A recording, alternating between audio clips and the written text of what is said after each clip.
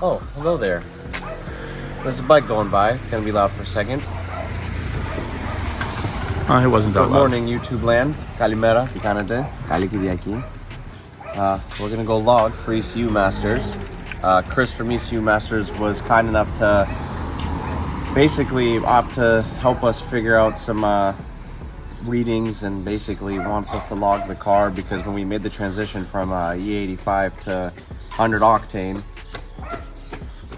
we wanted to make sure everything was checked out all right, because you know, everybody else we've dealt with personally, they're just super busy, and luckily Chris has an open schedule at the moment for us. So now we're gonna go log this, check out basically everything, the readings from the car, cold start, normal driving, timing, you know, AFRs, fuel pressure, all that stuff. So gonna go do this, and you guys are gonna tag along with us.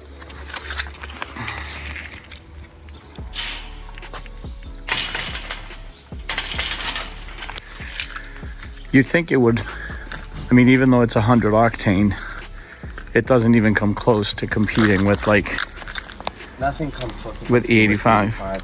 Any car.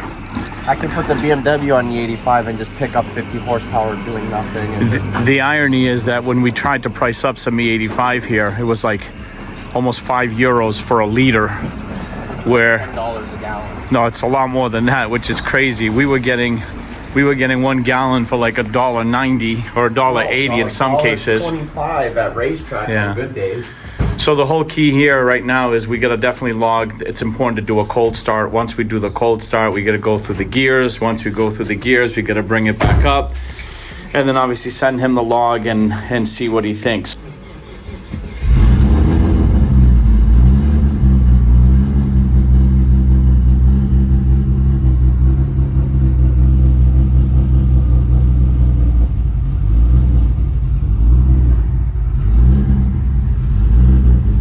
That's where it needs to be, right there. That chop. Well, yeah, the last time he did it, it got all choppy the way that it was supposed to be, but because this thing has, let me shut my door better. This thing has 290 cams, Kelfords, so I mean it should be definitely a lot choppier, but this is currently how it's at. So yeah, gonna take care of all this right now and get out of here. Okay, so as you guys can see, if you can hear me, there definitely needs to be some corrections made. It's not as smooth as it should be, especially on lower idle and the lower gear. You can kind of see it's very choppy and then it smooths out. But that's what we're doing this for, so they can see that. If you guys can see it, it's really bright in here. yeah, plus the computer's so dirty. But, yeah. Well, for the screen, oh wait, we're trying to record it. But it's definitely gonna get corrected now. This car's been on the 85 for 7 years, so. I will say this, of all the people that actually have looked the car, and that's don't get me wrong, my tuner was Martin from RS Enthalpy, but Chris, for some reason, I don't know how, the drive-by-wire, he's just amazing at adjusting it, and this is a major thing too, because sometimes when we're in idle, it just creeps up by itself, and I really want that to be done, so that way it stays at idle the way it should. And he actually fixed that last time, but then when we to ship the car here, obviously we had to detune the car, and now everything's kind of off again, so that's why we're doing this. Okay, so just stop to let it idle for a minute now that it's warmed up, even though 130 is really not that warm, but it's cold today. But you guys can see it's definitely, I mean, everything needs to be readjusted to pump. It's definitely going to get done, but it's crazy how different the car acts just by changing the fuel, which obviously is a given. But it seems happy right now wherever it's at. The idle's low where it should be, but still, everything needs to be cleared up. I'm not entirely sure what I'm looking at here. I know enough to know that it needs to be smooth, but still, maybe I'm wrong. But yeah, so we're gonna turn around now, head back home, and then send this log to Chris, and then we might head over to a little cafe Sunday day at the Marina with some cars, and we're gonna take you guys along for that as well.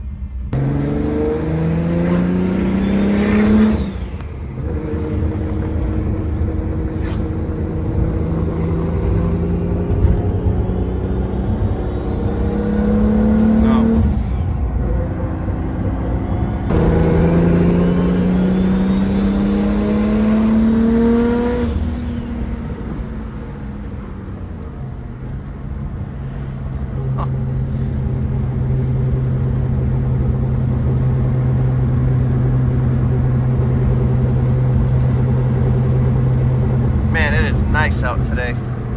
There's not a cloud in the sky. Okay, we're back.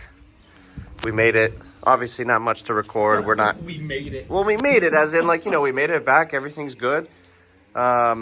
We couldn't really, you know, I couldn't record much because I was keeping an eye on the laptop from going to sleep because I wanted to make sure everything was monitored. So now we're going to send the file over to Chris at ECUMASTERS, let him check it out. And then another thing we wanted to ask you guys.